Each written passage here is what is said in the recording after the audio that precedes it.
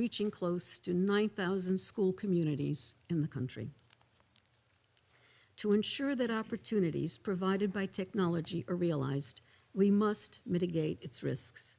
Children in conflict face heightened online threats, exploitation, trafficking, radicalization, digital recruitment into armed groups, and cyberbullying. Digital education must therefore actively promote child protection with risk assessments at every stage, from conception to deployment. We must strengthen legal and policy frameworks to protect the rights of the child in the digital space, in line with international human rights law. Technology companies have a particular role to play in providing safeguards to their users, especially children and young people. Unfortunately, funding for education in emergencies has dropped by 24%, even though needs are increasing. We call on member states to do more to meet funding gaps in education. Madam President, the most effective way to protect children from conflict is to prevent and end wars. Building peace is at the heart of what the United Nations does. We must all work together toward this goal. Thank you, Madam President. Thank you. I thank Ms. DiCarlo for her briefing. I shall now make a statement in my capacity as First Lady of the United States. First, my heartfelt condolences to the families who have lost their heroes, who sacrificed their lives for freedom. Their bravery and dedication will always be remembered. I extend my earnest wishes for a swift and smooth recovery to all those who have been injured. You are in my thoughts and prayers during these challenging times. The U.S. stands with all of the children throughout the world. I hope soon peace will be yours. Ambassador Waltz, I'm grateful for the distinguished honor to preside over the United Nations Security Council as the United States assumes its presidency. Undersecretary General DiCarlo, thank you for welcoming me here today. Your generosity reflects the dignity with which you hold your post. Thank you for your warm welcome, United Kingdom, France, Russian Federation, China, Greece, the Democratic Republic of Congo, Denmark, Panama, Liberia, Somalia, Colombia, Pakistan, Bahrain, and Latvia. Collectively, your mission to maintain security while upholding the responsibility of preventing conflict during times of both war and peace is significant, must be applied evenly, and should never be carried out lightly. Peace does not need to be fragile. Enduring peace will be achieved when knowledge and understanding are fully valued within all societies. The value placed on education by nations' leaders shape the core of their country's belief system. A nation that makes learning sacred protects its books, its language, its science, and its mathematics. It protects its future. This leads to something powerful, to greater understanding, moral reasoning, and tolerance of others. Peace. Children raised in a culture rooted in intelligence develop confidence, innovate, build, compete, and maintain a deep value system. Their knowledge fosters empathy for others, transcending geography, religion, race, gender, and even local norms. They become caring people. But children raised in culture rooted in ignorance are surrounded by disorder and sometimes even conflict. These societies are filled with rigid thinkers who embrace prejudice and shun human dignity. When a nation restricts thought, it restricts its own future.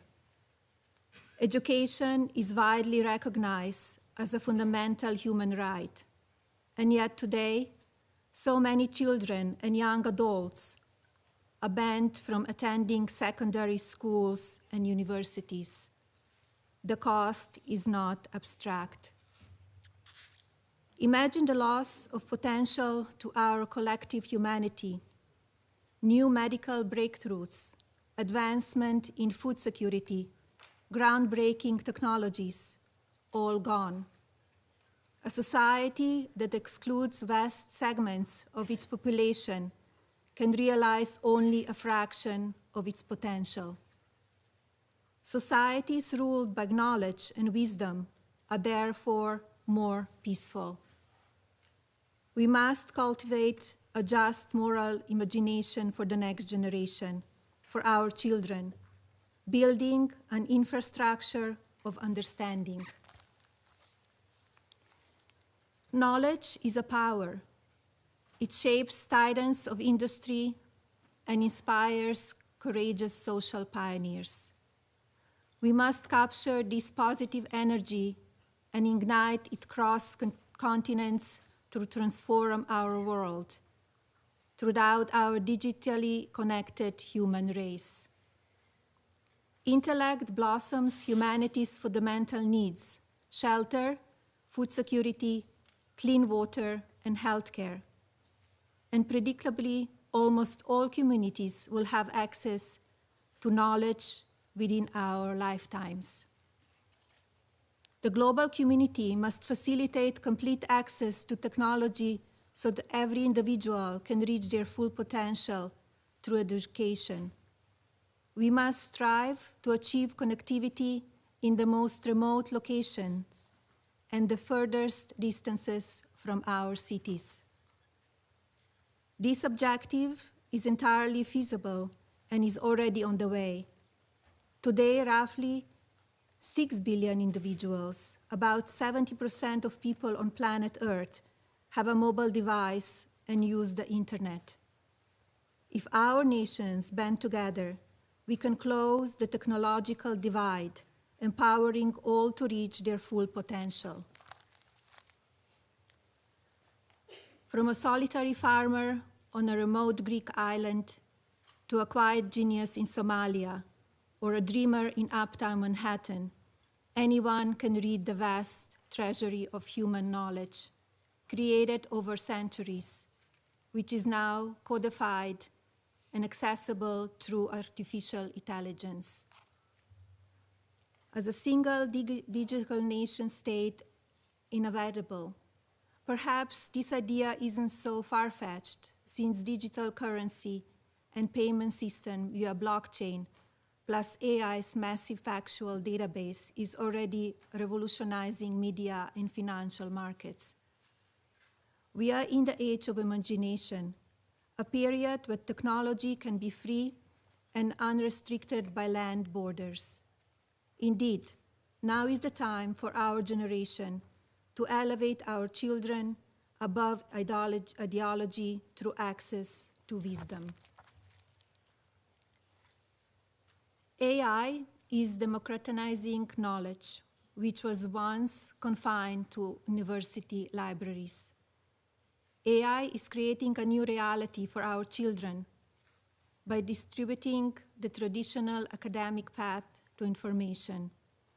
Today, almost anyone, anywhere can access a vast universe of data in the palm of their hand. Let's connect everyone to knowledge through AI, including those in the most remote geographic regions of our world. Look at what this truly means. In a matter of seconds, without travel, one can quickly learn about another's beliefs, religions, customs, and histories. We are open, and it is empowering. AI can provide us with an understanding of each other's needs and the needs of our children. AI is redefining who gets to participate in the global economy of ideas. I believe our shared intellect future will prove to be a more secure, harmonious, advanced civilization. The path to peace depends on us taking responsibility to empower our children through education and technology. Conflict arises from ignorance, but knowledge creates understanding, replacing fear with peace and unity. Security Council members, I encourage you to pledge to safeguard learning in our communities and promote access to heightened education for all. I implore you to build a future generation of leaders who embrace peace through education. Thank you. I resume my function as President of the Council. I give the floor to the representative of Greece. Thank you, Madam President. First Lady of the United States, Ms. Melania Trump, I would like to thank you for chairing this important meeting and for highlighting one of the most urgent challenges of our time: the growing intersection between children, technology, and education in situations of armed conflict. I would like also to thank USG DiCarlo for her, as always, valuable insights. Madam President, today, in armed conflict, millions of children are affected daily. Surrounded by violence and insecurity, children are also deprived of the right to education, i.e., of their own very future. When schools are attacked, used for military purposes, or destroyed, children lose not only a safe place to learn, but also a sense of stability, protection, and above all, a hope for a better tomorrow. Therefore, innovative solutions need to be found to mitigate the impact of safe education, disruption, and restore education as a protective framework and a space of effective learning. In an era increasingly shaped by cutting-edge technological progress, education, technology, and innovation can form a powerful nexus to improve learning outcomes, foster peace, strengthen resilience of societies, and protect children. Nevertheless, at the same time, technology can expose children to serious risks, especially in conflict situations. As children in armed conflict face increasing risk of online harm, including online recruitment, exploitation, and sexual abuse, the Security Council Children's and Armed Conflict Framework has a duty to remain attentive to these evolving dynamics. Digital dimensions of recruitment, exploitation, and incitement are directly relevant to the protection mandate of this Council. Monitoring and reporting mechanisms should, where appropriate, reflect these emerging risks. In order to facilitate effective teaching and learning everywhere and under any circumstances, a strategic shift needs to take place that will allow for an integrated digital transformation of educational systems. This transformation entails action-oriented national plans and policies, clearly articulated educational goals, and sustained funding. Our guiding principle should always be to ensure the rights and best interests of the child, as well as their protection from online harm. Madam President, colleagues, the risks entailed by the use of digital technology are universal, even in time of peace. As stated recently in Geneva by the Greek Foreign Minister Yorgos Gerapetritis, the need to safeguard children's role and action in the future, in view of technology's advancements through the vital contribution of education, is of paramount importance. The digital environment as a public space must be safe, safe, teaching children not just how to use technology, but crucially, how to protect themselves from it. In this endeavor, the potential of the private sector can also be utilized in collaboration with governments, civil society, and local communities, while adhering to relevant codes of conduct and human rights obligations.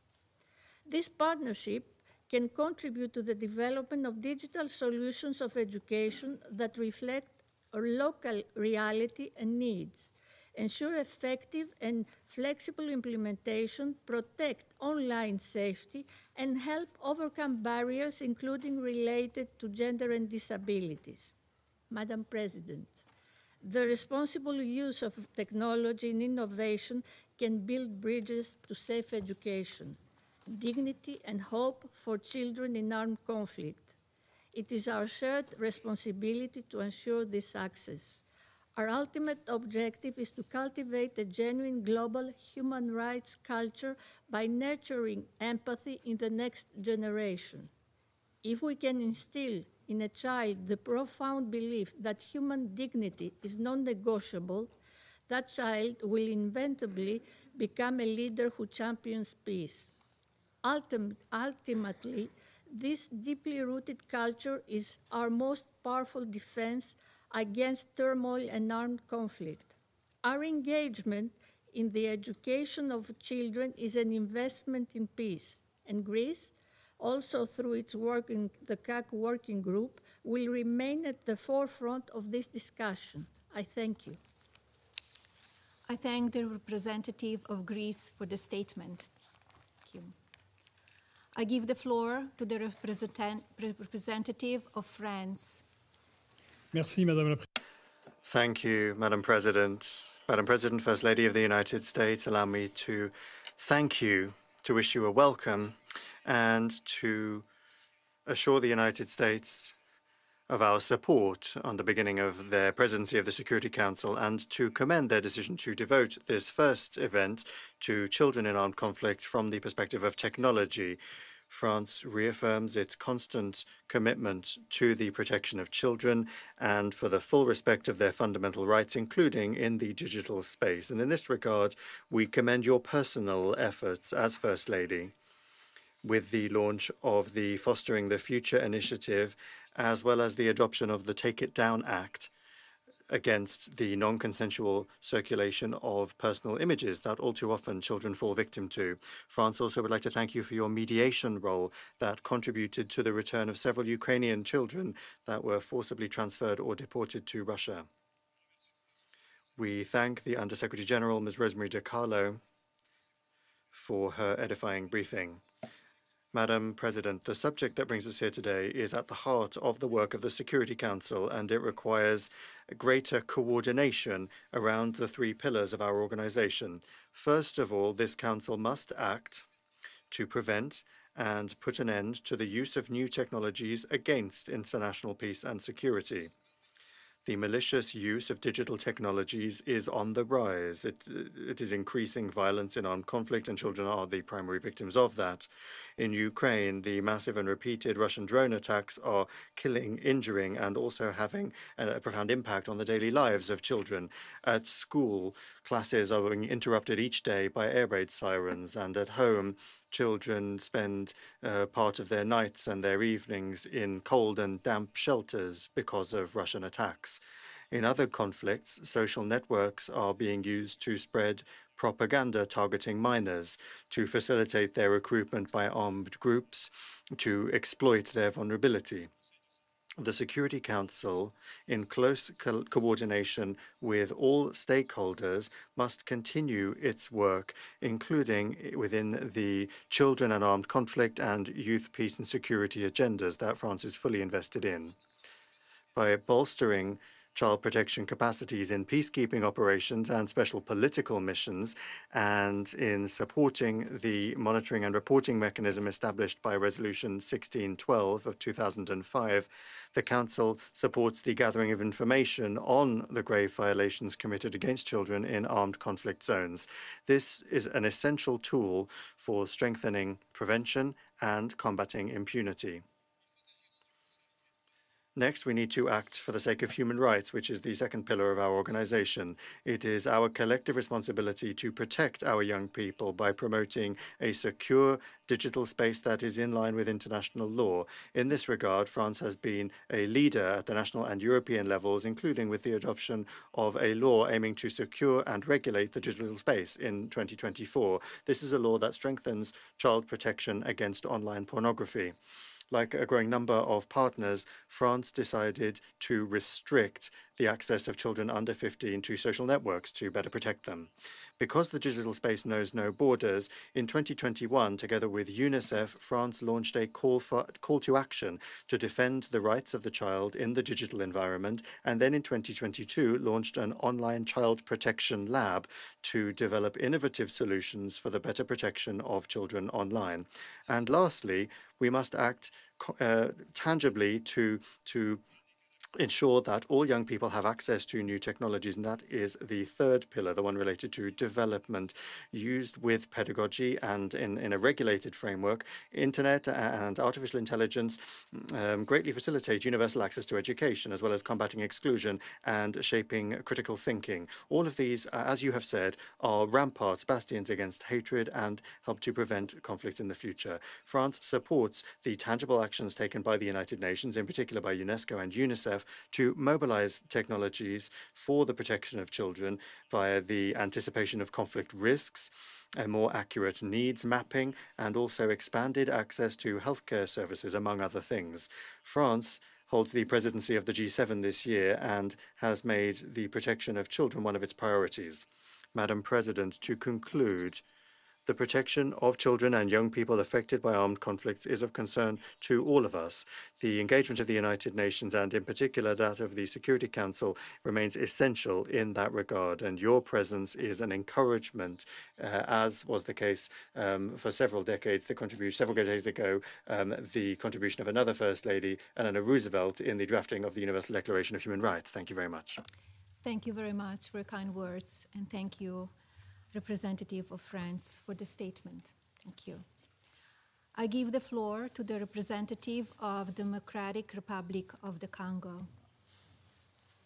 Madame President, first of all, I would like to congratulate the United States of America on acceding to the presidency of the Council in this month of March 2026. And I would like to thank you for this meeting on such an important and decisive and crucial topic for my country, as well as for many other regions in the world who are impacted by war and armed conflict. In this regard, the Democratic Republic of the Congo welcomes the initiatives aimed at strengthening international mobilization so as to ensure the well-being and the future of the children in the digital age. We reaffirm our commitment to all multilateral efforts to protect children and to ensure their fundamental right to education. My country would like to pay tribute to you, First Lady of the United States, for your commitment to the integrity and dignity of children in the world. We also thank Madam Rosemary DiCarlo, Under Secretary General of the United Nations, for their statement. Madam President, guaranteeing an effective access to education and digital technologies for children in situation of the conflict is, for us, the Democratic Republic of the Congo, is an essential reality, fact. For 3 decades, our country has been witnessing circles of repeated violence and armed conflicts, particularly in the eastern part. This has been the situation has prevailed for 30 years, and millions of children have been deprived of their fundamental right, access to education, which is safe, inclusive, and of high quality. Let me give you an example. Just in the South Kivu province, where with impunity, since the beginning of 2025, we have been witnessing the movement of M23 and the RDF, the Rwanda Defense Forces, in violation of national laws, the UN Charter, basic principles of international law, international humanitarian law, and therefore the impact of conflict on education has been as follows. First of all, the free of charge of schooling has been undermined because the Rwandan forces, M23, decided to impose schooling fees. Next, statistics are telling us that 8,419 schools, 1,768 schools, out of which 71 primary schools and 675 secondary schools today are no longer functioning. Out of them, 167 schools with 72,000 school children, out of them 36,000 children, are at this point occupied by armed groups. Madam President, generally speaking, the Democratic Republic of the Congo has erected education into a central pillar of its policy of resilience and development. We are proud of our human capital, of our young people. Therefore, education for my country is not just a fundamental right, but it also is a major pillar of our stability. The free schooling, which was decreed by the President of the Republic, His Excellency Felix Antoine Tshisekedi Chilombo, since he acceded to his high office in 2019, is a reflection of this view that we need to improve access to education and new technologies. In addition to this policy, we, in 2025, adopted the education and emergency training strategy covering 2025 to 2029, which is there to build an education system which is resilient, inclusive, and is a measure of protection capable of ensuring the continuity of learning before, during, and after crises. This strategy is accompanied by the commitment of the DRC to reduce the digital gap, which is particularly impacting those areas which are in conflict. Madam President, using digital technologies today is an essential means of mitigating the effect of conflicts of education. Digital platforms, mobile devices, remote learning tools can maintain a learning tool for those children which are internally displaced, those who live in enclaves or in displaced camps. Similarly, the advances of artificial intelligence can also help with education. They can accompany pedagogical efforts and provide psychosocial support to those children who are victims of trauma. Madam President, the Democratic Republic of the Congo is convinced that the respect and the protection of the human rights, in particular the rights of children, of the international humanitarian law, must remain at the heart of all strategies that we are implementing, and this we're implementing to ensure peace and security in the world. We have to work together to make sure that these dimensions, very frequently lost in approach, analysis, and evaluation of conflict, take pride of place. And that is why the Democratic Republic of the Congo calls for a strengthened international support for the development of digital infrastructures in fragile and post-conflict areas, for responsible partnership with the private sector, partnership based on transparency and accountability. Madam President, we are a large country, a very rich country, especially when it comes to minerals, which are necessary for the current digital revolution. We think that technology should never be a factor of exclusion for our children. To the contrary, it needs to become an instrument for resilience, reparations, and equality of opportunities. To conclude, the Democratic Republic of the Congo would like to affirm its determination to work together with its partners, including through the platform Building Future Together, which is put forth by the distinguished First Lady, Melania Trump, to protect children, to reform our education system, to progressively integrate into it numerical tools despite the security challenges, and to ensure that no child, even in a situation of conflict, be discriminated against, but rather that they should continue benefiting from their right to education, development, and the implementation of their legitimate dream to have a better future in the digital era. I thank you. I thank the representative of the Democratic Republic of the Congo for the statement. I give the floor to the representative of Denmark. Thank you, Madam President. Denmark thanks the United States for highlighting this critical topic of the first day of the presidency. And we commend the First Lady of the United States for her presence here today and for showing leadership on this issue. Let me also thank Undersecretary General Di Carlo for her sobering briefing. Madam President, as we've heard, more than 85 million children are out of school in crisis settings. From Sudan to the Sahel, from Afghanistan to Gaza, too often, too many school-aged children are prevented from learning. As members of this Council, we have a common responsibility to protect education in conflict. I commend the efforts by the United Nations in this regard, notably UNICEF, UNESCO, and the Office of the Special Representative of the Secretary General for Children and Armed Conflict. For example, in Ukraine, the UNHCR supports access to education from online learning for refugees to offline learning at underground schools near the front line. In Lebanon, UNICEF assists access to digital learning for Syrian refugees. And, as we've heard from the USG, in Afghanistan, UNESCO supports broadcasting of educational programs to reach learners in their homes. These are examples of innovative initiatives that make a difference for children and young people affected by conflict. But we can do even more to leverage the potential of technology for education. Madam President, I'll raise 3 points today. First, we must make even greater use of innovation and technology to support safe and protective access to education in conflict-affected situations. When conflict erupts and it becomes unsafe to go to school, digital tools can enable students to continue their education and connect with their peers. But it requires access to digital devices and often also access to the internet.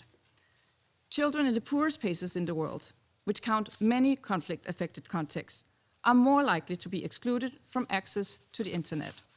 In short, eliminating the digital divide will help broadening access to education, to leave no child behind. We must keep this in mind as we seek to protect education during armed conflict in accordance with Security Council Resolution 2601. Second, Madam President, the digital space does not come risk-free. We know that it brings risks for children's safety. In context of conflict and instability, these risks can take many forms. Online platforms can be used to spread disinformation, and manipulated content could fuel polarization, instability, or lead to radicalization. Young peace builders could be targeted. Young human rights defenders may face reprisals or threats both on and offline. Young women and girls may be targeted by technology-facilitated gender-based violence. Member states, along with tech companies, must prioritize protection in the digital space. While tech companies have great power in shaping children's digital experiences, they also have a great responsibility to protect children's rights. We support that the Office of the SRSD for Children and Armed Conflict engages with online platform operators on protection. Third, Madam President, as an international community, we must collectively ensure that parties to conflict uphold international law, including international humanitarian law and international human rights law. Parties to conflict must commit to specific, structured steps to end and prevent grave violations against children and uphold accountability. As we sat in connection with the Red Hand Day on Education to prevent the recruitment of youth of children just recently, Denmark believes that we need not just to reflect, but to recommit. Recommit to the children of Haiti, who should be able to enjoy a safe learning environment without fear of being recruited by gangs. To the children in Sudan, who are attacked, starved, and displaced. And to the children in Ukraine, who have suffered abductions and endless attacks on their schools and infrastructure during the 4 long years of Russia's full-scale invasion. Schools must be protected from attack. The international legal framework is clear on this.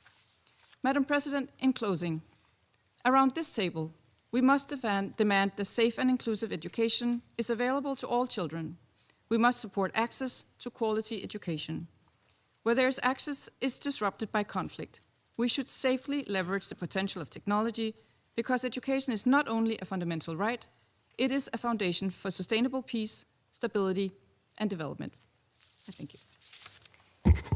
Thank you, representative of Denmark. I give the floor to the representative of Panama. Gracias. Thank you, Madam President. Esteemed Mrs. Melania Trump, First Lady of the United States of America, Panama congratulates the delegation of the United States on assuming the presidency of the Security Council for the month of March, and we would like to wish you every success in this delicate undertaking. We would also like to thank Ms. Rosemary DiCarlo for her briefing and the US delegation for convening this timely debate on the role of technology in guaranteeing access to education for children affected by armed conflict. This is a vision that is fully aligned with the priority agenda of the US First Lady as part of the Fostering the Future Together initiative. And by happy coincidence, just a few days ago, we had the privilege of convening an area formula meeting to mark the International Day of the Red Hand, focused specifically on promoting safe, inclusive, and continual education as a tool for preventing the recruitment and use of children in armed conflict. That conversation left us with one clear conviction, and that is that education is not only a right, it is also a tool, a valuable tool for prevention. When a child remains connected, plugged into their education process, be it in the classroom or through digital technologies, it significantly reduces their exposure to recruitment, exploitation, or manipulation. Today, millions of children continue to see their education interrupted due to attacks on schools, forced displacement, and the militarization of the civilian environment. In this context, technology has gone from being a complementary, a supplementary tool to become a lifesaver. Open platforms, remote learning, content broadcast over radio or television, and AI-supported solutions, when they are used responsibly, are useful in order to maintain the continuity of learning in some of the most complex environments in the world. Initiatives such as the Global Digital Learning Gateway from UNESCO and UNICEF, or the development of AI skills frameworks for teachers, reflect a growing recognition that technology can help to reduce gaps, but only if it is accessible, inclusive, and ethical. Experiences in the field confirm this. In Ukraine, according to data verified by UNICEF, the conflict has affected thousands of educational facilities, forcing more than 1 million students to depend today on hybrid or remote learning modalities in order to continue their education. The distribution of digital devices and teacher training has shown that connectivity combined with proper training can support education systems even when under fire. In Afghanistan, where more than 2 million girls remain excluded from secondary education, the use of digital community hubs and education programs over radio and television has made it possible to bring learning into the home, thus reducing risks and maintaining support networks. In Gaza, where a large part of the education system has been devastated, the launching of a virtual campus by UNESCO for higher education has offered thousands of students an opportunity to continue their studies from outside the conflict zone. In recent days, children in various countries in the Middle East have had to make use of virtual educational platforms because their education has been affected by the impacts of another armed conflict. Madam President, this experience demonstrates the potential of technology as a tool for resilience. However, we have to recognize that the digital space is not neutral. those same platforms that facilitate learning can also expose children, particularly those that are already experiencing trauma, to the risk of exploitation, radicalization, misinformation, or online violence. According to UNESCO data, 1 in 3 students around the world suffers school bullying. That is a reality that not only persists, but it may also grow worse in digital environments, which substantially take place in contexts of displacement and vulnerability. Therefore, Madam President, Panama would like to underscore a few fundamental principles. Technology must be a supplement to, but it cannot nor should it replace in-person education. Schools continue to be essential spaces for the comprehensive development of, protection of, and the recovery of children.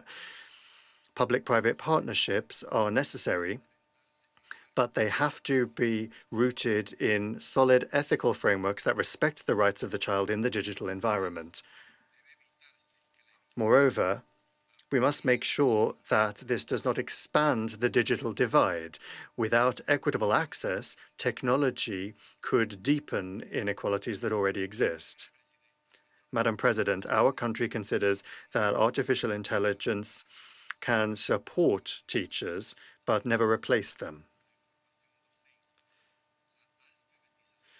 Digital literacy, training for teachers, and the meaningful participation of young people themselves all need to be part and parcel of our response.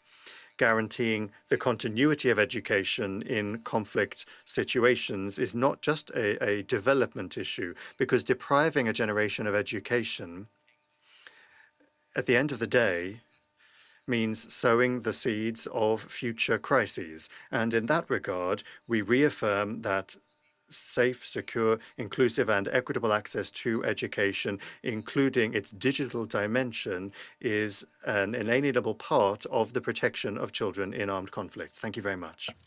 I thank the representative of Panama for the statement. I give the floor to the representative of Liberia.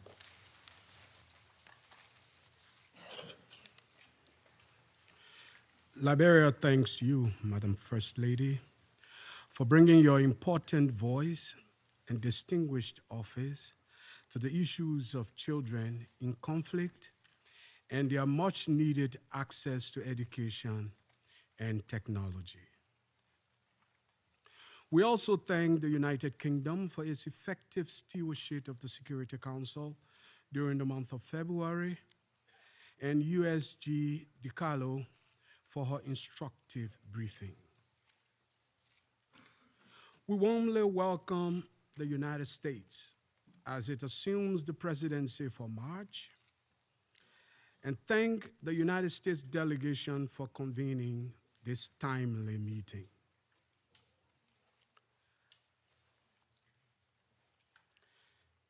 In today's world, the intersection of children, technology, and education defines not only individual futures, but, as rightly noted by you, Madam President, the trajectory of peace itself.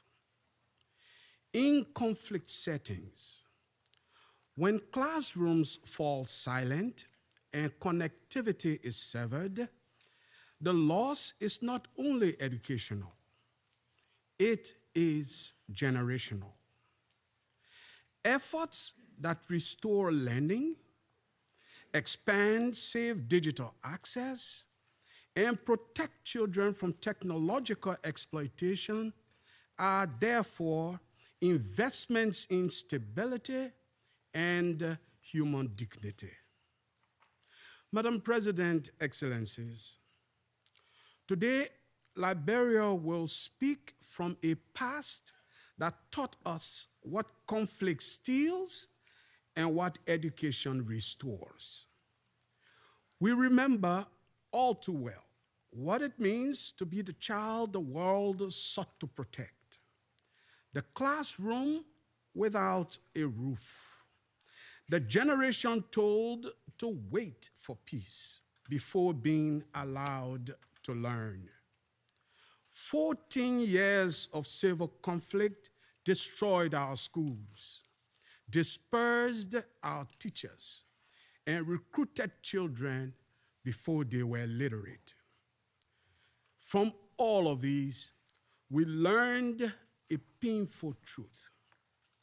When education collapses during conflict, the conflict does not end. It simply mutates. This is why Liberia approaches today's discussion not as a development debate, but as a matter of international security. Around the world, more than 224 million children living in crisis settings are currently out of school, according to global education partners. Many before me have quoted even grimmer statistics. This is not just an educational emergency, therefore, it is a security emergency, a protection emergency, and a generational emergency. A child denied learning in a conflict zone is exposed not only to illiteracy, but to recruitment, manipulation, and exploitation disguised as survival. Similarly, a community deprived of education does not simply lose opportunity, it actually inherits instability. In these contexts, digital education is simply not a luxury. It is actually a stabilizer. It is prevention policy. Across West Africa, post-conflict recovery has shown us that the path from ceasefire to resilience actually runs through the classroom.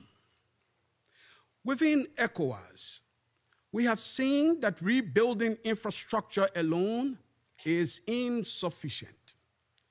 Rebuilding human capital is what prevents relapses into conflict. Increasingly, this rebuilding must be digital. Africa is not waiting to be transformed by technology. We are trying to reshape technology under difficult constraints. We are developing low bandwidth platforms, solar-powered systems, and community-driven learning models precisely because our circumstances demand innovation that is efficient, resilient, and inclusive. In my home country, Liberia, when national emergencies halted schooling, community radio delivered lessons across counties, while solar-powered learning centers reached communities far beyond the grid. Children shared devices, but more importantly, they shared knowledge. Our innovations did not emerge from abundance. They emerged from determination. From these experiences, Liberia offers 3 proposals. First, the establishment of a post-conflict education digital recovery window within existing international financing mechanisms.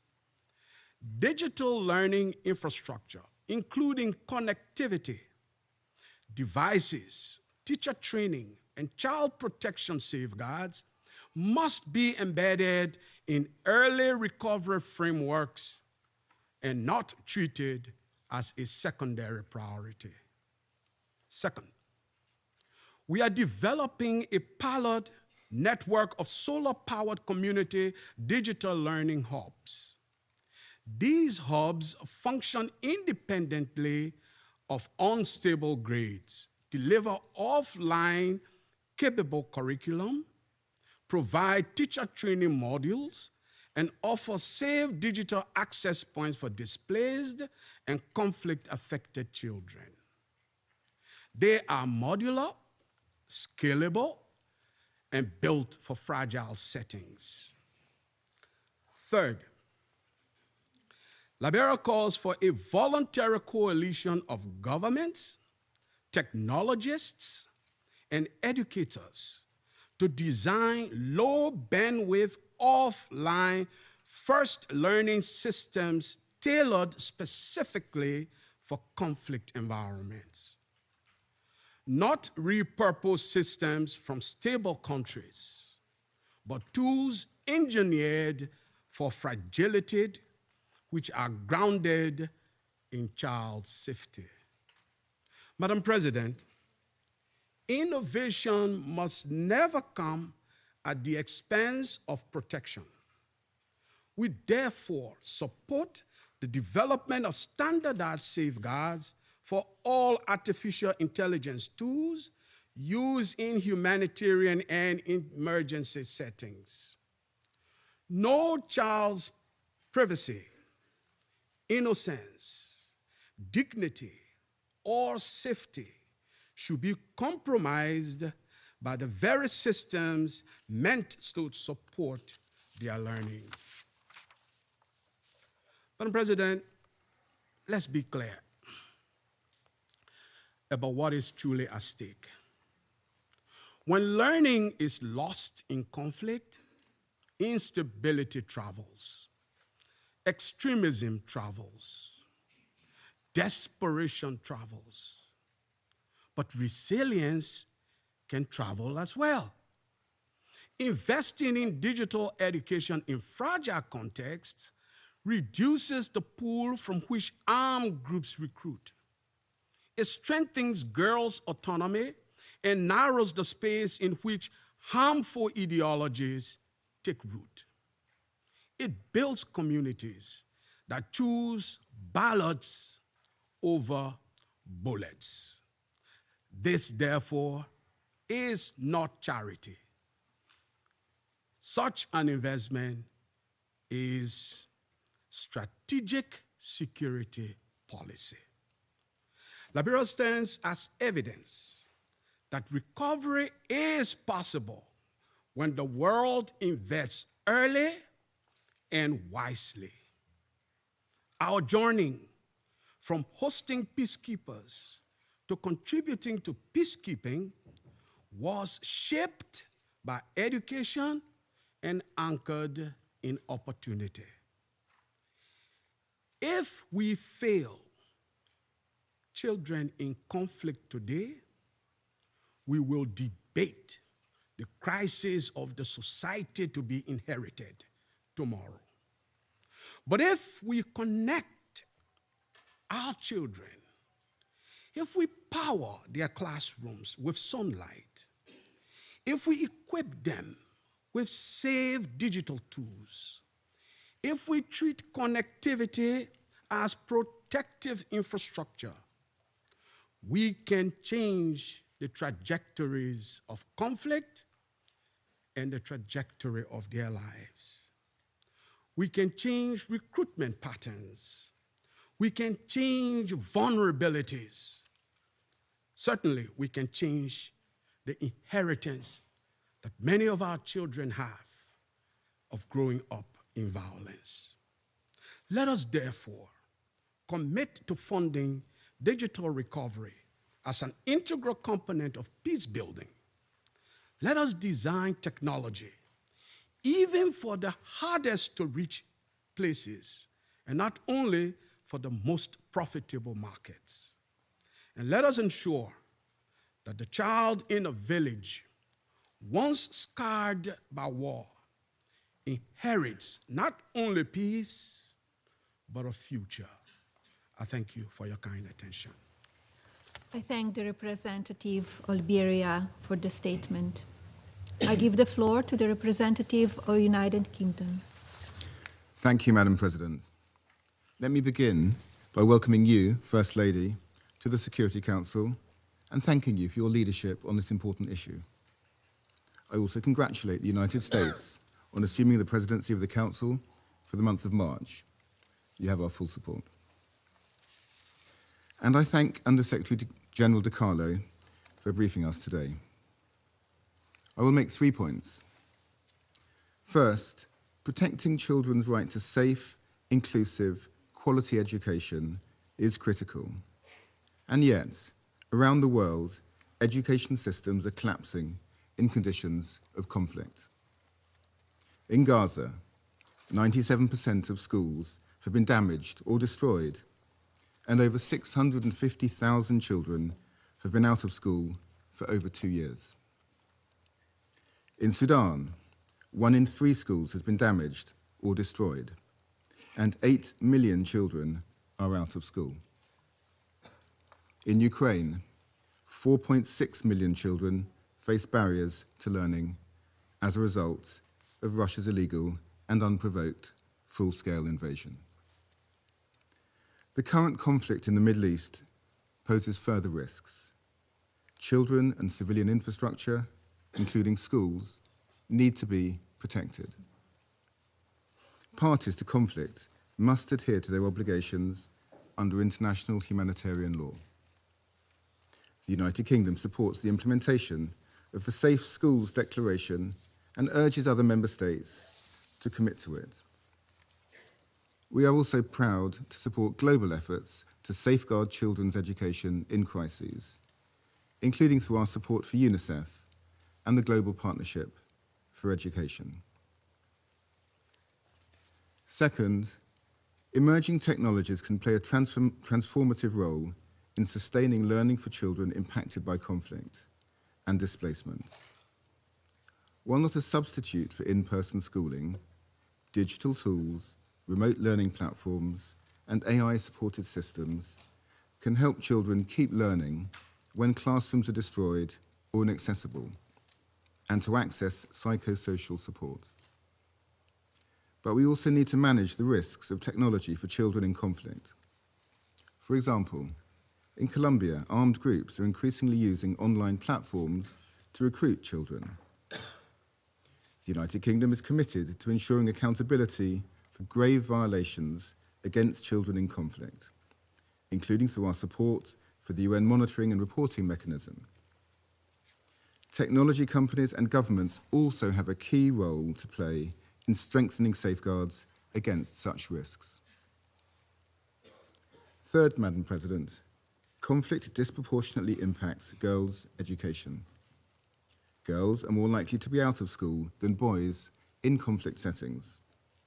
And as a result, they face heightened risks, including risks of exploitation, child marriage, trafficking, and sexual and gender-based violence.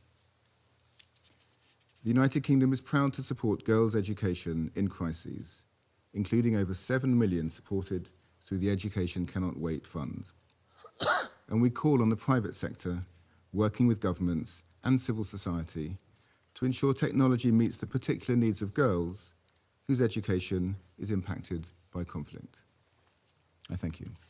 Thank you, Representative of United Kingdom, for your statement. I would like to give the floor to Representative of China. Thank you, Madam President. I welcome your presence, First Lady Melania Trump, as well as your presiding over today's meeting. I thank Under-Secretary General De Carlo for her briefing. Children are the most vulnerable group in armed conflict and require the most protection. Incessant conflicts around the world today have led to rising cases of violation against children in recent years, which China finds deeply disturbing. The denial of children's right to education due to conflict not only affects the healthy development of children themselves, but also erodes the foundation of national stability and undermines development. The international community must give priority attention to this issue, build consensus, and work together to improve access to education for children in conflict zones. I would like to make 4 points. First, strengthening child protection is the top priority. China strongly condemns all attacks that target children and urges all parties to conflicts to fulfill their obligations under international humanitarian law, protect children from the scourge of war, and uphold the most basic principles of human conscience. Attacks on schools are one of the 6 grave violations against children identified by the United Nations and should be strongly condemned and resolutely opposed. The international community should respond to incidents of harming children and damaging schools with robust investigations and accountability efforts and work together to prevent more atrocities. Second, ending conflicts completely is the fundamental solution. China calls on all parties to the conflict to prioritize the interests and well-being of the wider population and hostilities and violence as soon as possible, and resolve the differences through dialogue and consultation. The Security Council should stay committed to political settlement of hotspot issues and bolster conflict mediation. The Gaza conflict has cast a dark shadow over an entire generation of Palestinian children.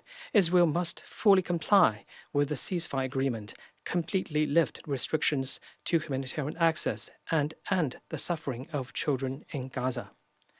Haitian gangs are forcibly recruiting large numbers of children, turning them into expendable tools of conflict.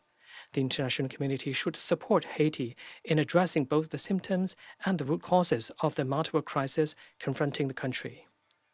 Third, promoting sustainable development represents a long-term approach. Development is key to breaking the cycle of violence, addressing the root causes of conflict, and achieving lasting peace. The international community should strengthen cooperation in education, and in particular, help conflict-affected countries improve their educational infrastructure, scale up education investment, expand the pool of well-trained teachers, build comprehensive teaching systems, and make education more inclusive and accessible. China supports the close coordination and cooperation among UN humanitarian and development entities to accelerate the implementation of the Sustainable Development Agenda relating to children and education, and to effectively promote and protect children's rights through development. Fourth, the proper application of technology constitutes a crucial means. Technologies such as remote teaching, online platforms, satellite networks, and mobile terminals can break through the spatial and temporal boundaries of traditional classrooms, making knowledge literally available at fingertips, and significantly empowering children's education during conflicts. At the same time, the application of technology must be human-centric and guided by the principle of AI for good, with full respect for the sovereignty and ownership of the countries concerned, as well as respect for local cultural traditions. It should also be driven by the physical and psychological needs of children. It is essential to expand the sharing of best practice to help the countries concerned build up their digital capacity and bridge the digital divide. It is vital to ensure data security and prevent the risks of misuse and breach. It is imperative to adhere to the principles of humanity and neutrality and refrain from politicizing or weaponizing technology. Madam President, as home to one of the world's largest child populations, China highly values the important role of new technologies such as artificial intelligence in promoting children's education and protecting children's rights. Under China's digital education strategy, digital and smart learning has been identified as key to China's future educational development. Guided by the vision of building a community with a shared future for mankind, China is committed to providing public goods and engaging in result-oriented cooperation in order for children worldwide to benefit from advancement in new technologies. China has been building and renovating primary and secondary schools in developing countries and providing them with teaching supplies. We have also been working with partners such as UNICEF and UNESCO to implement digital projects in conflict-affected and developing countries and promote the digital transformation of education. China stays committed to working collectively with the international community to heal wounds with love and care, empower education with technology, and strive to ensure that no child will be left behind. Thank you, President. Thank you, representative of China, for the statement. I give the floor to the representative of Somalia. Thank you, Madam President. Let me begin by thanking the United States for convening this meeting and welcome you, Madam First Lady, and commend your leadership in presiding over today's timely and important discussion. I also thank USG DiCarlo for the insights which remind us that the challenges before us are immense, but so too is the expertise and commitment and compassion around this table. We gather to confront a profound challenge, which is ensuring access to technology and education for children whose lives have been shattered by conflict. In today's world, digital opportunity can mean the difference between hope and despair. Yet for millions of children affected by war, education remains out of reach. When schools are closed or destroyed, children lose not only their chance to learn, but also the protections and connections that help them recover and thrive. In these moments, children become even more vulnerable to exploitation, trafficking, and instability. Nowhere is this more urgent than for the children of Gaza. Their resilience in the face of unimaginable loss and daily hardship inspires us all. We cannot allow them or any child living through conflict to be left behind. As we look ahead, I would like to propose the following. First, we must recognize technology as a lifeline for children in crisis. Even when disaster shuts down traditional classrooms, digital tools can keep education alive.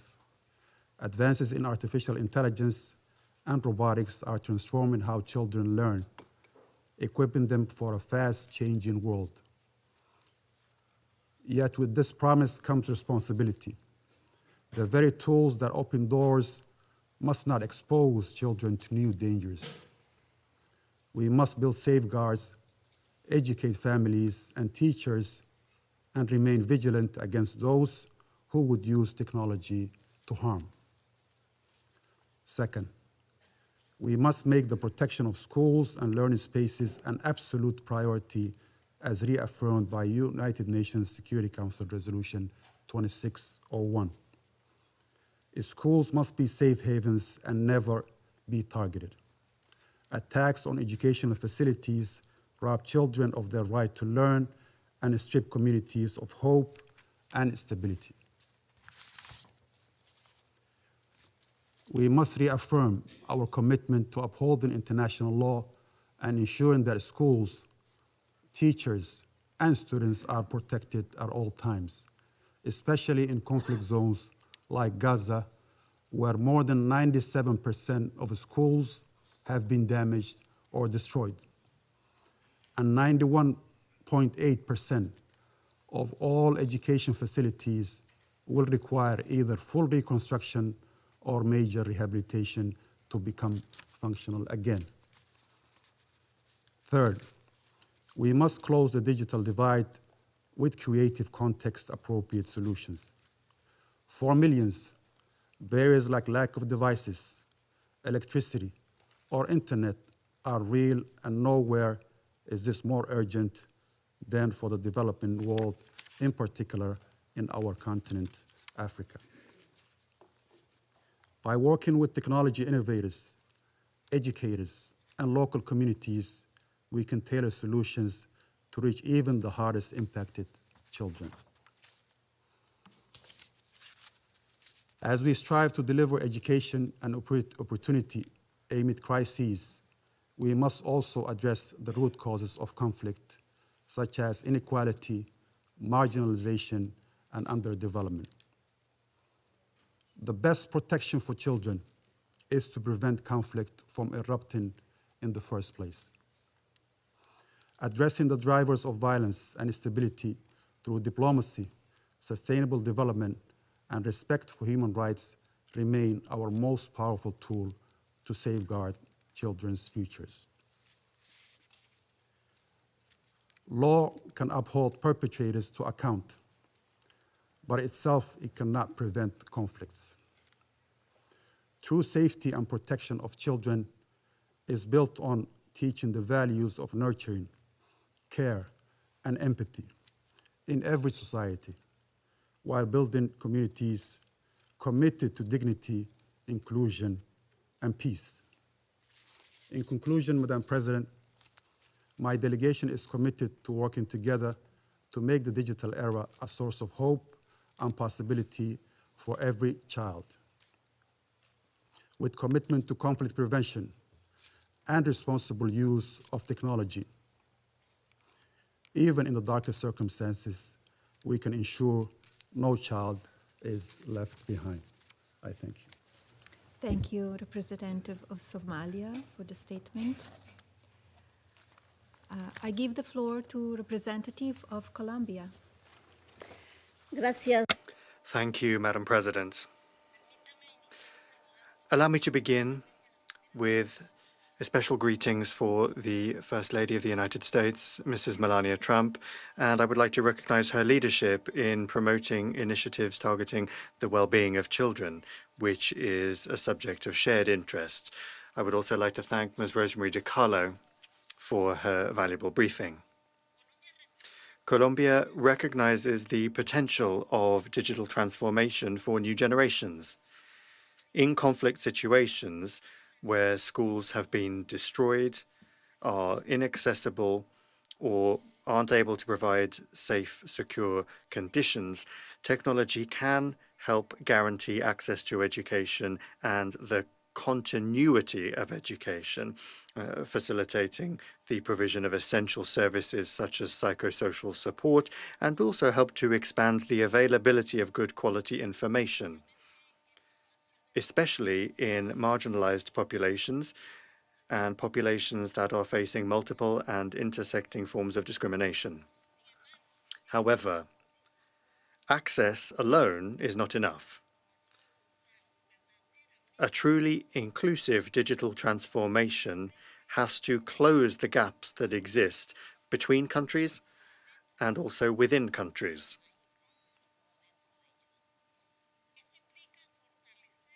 That involves strengthening digital and technology infrastructure, guaranteeing connectivity, and promoting the transfer, development, and installation of capacities and knowledge. In contexts such as Haiti or Palestine, the destruction or limited availability of basic infrastructure, including digital connectivity, also affects the ability of humanitarian actors and agencies of the United Nations to guarantee the continuity of education and of fundamental services for children affected by conflict. Equally, it is important to make progress with digital literacy that allows all people to critically and safely use technological tools and to transform them into learning opportunities. Otherwise, access to technological tools will lack real impact. This also involves addressing intersecting and structural factors that perpetuate inequality, factors such as poverty, social exclusion, and the persistent digital gender gap, which is made worse in conflict settings.